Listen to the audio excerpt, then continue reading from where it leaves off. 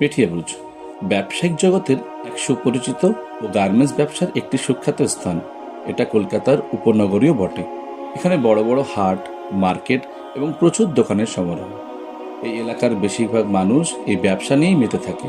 ফলে দেশের ও বিশ্বের বাজারে অল্প দামে ভালো প্রোডাক্ট দিতেও সক্ষম হয়েছে। এরকম একটা পরিস্থিতির মাঝে আলাদা করে পরিবেশ সচেতনতা বৃদ্ধি বা সবুজায়ন নিয়ে তেমন কিছু হয়তো ভেবে ওঠা হয়নি। তারপরেও বিগত বছরগুলিতে এলাকার কিছু সংস্থার মাধ্যমে বৃক্ষরোপণ কর্মসূচি দেখতে পাওয়া যায়। কিন্তু এই বৃক্ষরোপণ কর্মসূচিকে আরজিএন মেটিয়াবুরুজ একটু নতুন করে ভেবেছে গ্রিন মেটিয়াবুরুজ প্রজেক্টের মাধ্যমে, যাতে করে শুধু সবুজায়ন নয়, সাথে সাথে এলাকার জনগণ ও নতুন প্রজন্মকে একটা আলাদা কালচার বা সংস্কৃতির উপহার দিতে পারে।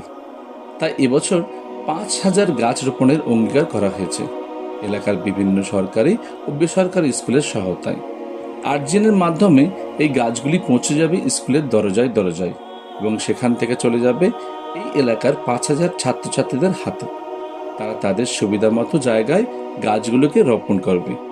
অভিভাবকেরা তাদের এই রোপণের দৃশ্য ক্যাপচার করে স্কুলে প্রিন্ট আউট জমা দেবে, আর সেই প্রিন্ট আউট স্কুল থেকে আরজিএন টিম সংগ্রহ করে স্কুল ভিত্তিক লাকি ড্রয়ের মাধ্যমে ছাত্রছাত্রীদের পুরস্কৃত করবে।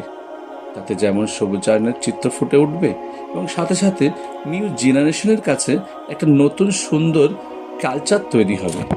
মস্তিষ্কে জাঁকিয়ে বসা অপকালচারকে সরিয়ে দেবে, জেগে উঠবে সুন্দর অনুভূতি, যা আগামীতে একটা সুন্দর পরিবেশ ও সংস্কৃতির সমাজ গড়ে তুলতে সাহায্য করবে।